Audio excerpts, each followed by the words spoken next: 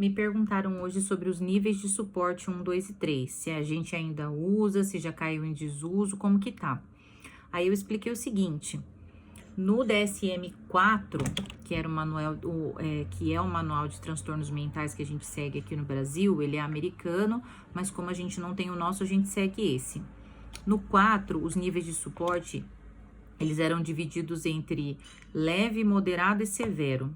No DSM-5, que foi atualizado em 2014, se eu não me engano, essa nomenclatura veio dizendo que são níveis de suporte 1, 2 e 3.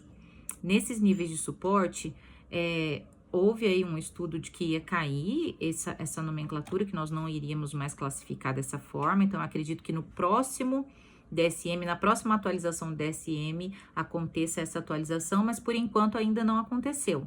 A gente ainda se baseia pelo CID e pelo DSM, que ainda classifica como nível 1, 2 e 3 de suporte.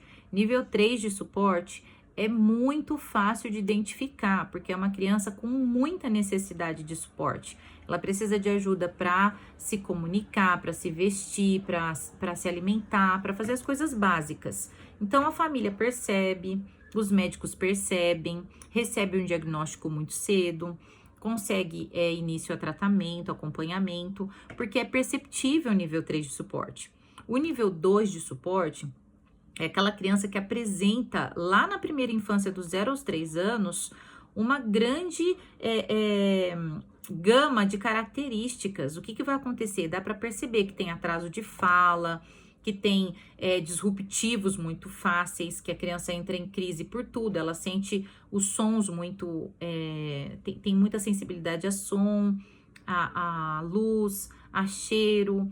Crianças que geralmente elas não têm dificuldades, a maior parte delas não tem muita dificuldade com alimentação, se alimenta bem, mas tem dificuldade com sono, costuma ter coisas que as pessoas chamam de birra, mas às vezes é uma rigidez cognitiva muito acentuada, é uma criança que quer as coisas só do jeito dela, tem muita dificuldade de lidar com o não.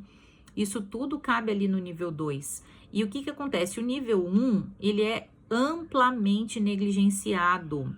Eu sou autista nível 1 de suporte, com diagnóstico aos 40 anos de idade. Por quê? Porque eu descobri que a minha filhinha, ela veio mais comprometida. E por conta dela, mesmo observando que meu marido tinha características, o meu filho de 7 anos na época tinha características, mas eram muito inteligentes, autodidatas, então nunca ninguém prestou atenção. Eu nem imaginava que as características que eu apresentava podiam estar no espectro. E aí, quando a minha filhinha veio, eu consegui perceber que tinha alguma coisa de errado, nós investigamos a família toda é autista. Mas nunca foi olhado, nunca foi observado.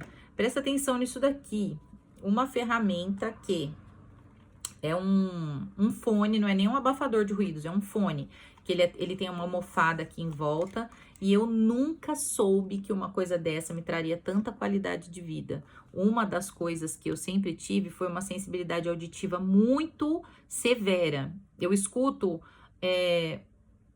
a mastigação das pessoas que estão perto de mim, o som da garganta engolindo a água, por exemplo, e é algo que me incomoda muito.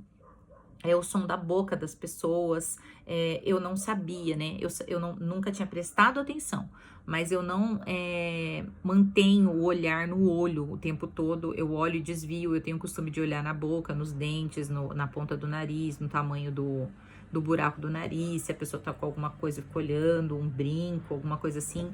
Eu sempre desvio o olhar.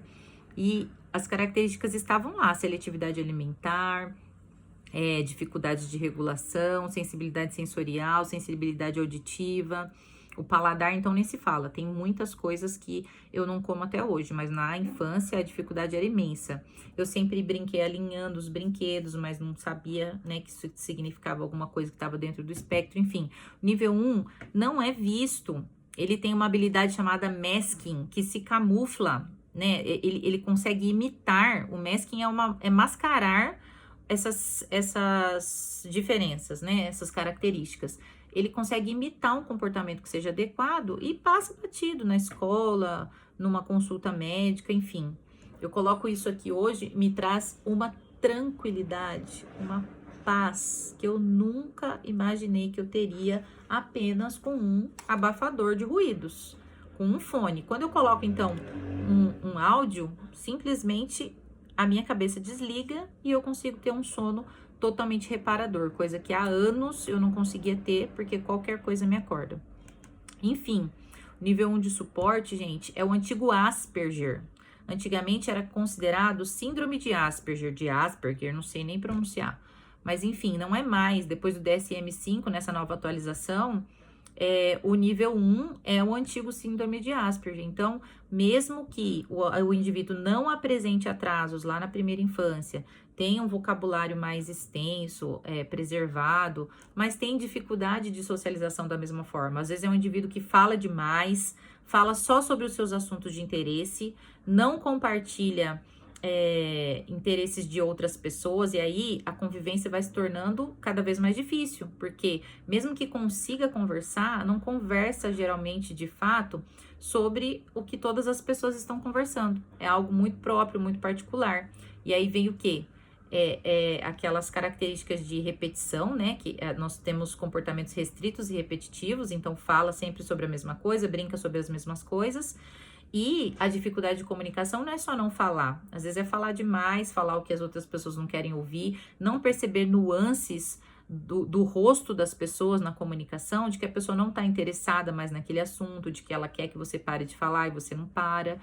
Enfim, nível 1 de suporte é facilmente deixado de lado até hoje. Hoje, quando a gente começa a falar sobre isso, a gente tem diagnóstico dos filhos, percebeu ali nos filhos, foi cuidar dos filhos e foi descobrindo a gente.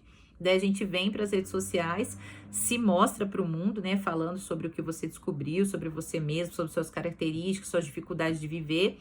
E as próprias pessoas da comunidade autista, que também têm filhos autistas, eles invalidam o seu diagnóstico, como se fosse fácil você chegar num diagnóstico, né? Hoje em dia é um processo caro, é um processo demorado, não são todas as pessoas que têm acesso, os profissionais são escassos, a maioria dos profissionais dizem que é moda, que não é nada, invalida toda a sua suspeita, e aí quando você chega, depois de muito sofrimento no diagnóstico, as próprias pessoas que estão ali na mesma causa, na mesma luta que você, invalidam o seu diagnóstico, dizendo que te conhecem desde sempre, que não via essas dificuldades em você e que como se aquilo fosse uma falácia, alguma coisa que você quer, sei lá, benefício não tem. Melhora na qualidade de vida não tem. Então, um diagnóstico não serve para trazer nenhum tipo de benefício. Ele traz uma luz de como seu cérebro funciona e qual caminho é melhor para você percorrer depois de entender qual é o seu funcionamento. Aí você vai estabelecer seus limites, você vai procurar ajuda especializada de pessoas que entendem sobre aquilo que você precisa de ajuda. E principalmente a gente vai ajudar os nossos filhos agora, que são diagnosticados na infância e que podem receber suporte que a gente nunca recebeu na vida. Então, é isso que eu preciso dizer sobre nível 1, 2 e 3 de suporte, mesmo que venha a mudar essa nomenclatura aí no futuro, numa próxima atualização do DSM-5. Por enquanto, é assim o enquadramento. Eu acho que, mesmo que não seja nível 2 ou nível 3, todas as pessoas que têm essa dificuldade sensorial, essa dificuldade de comunicação, de socialização, precisa de apoio, precisa de suporte. É muito importante isso no autismo. Um beijo da professora Helenita.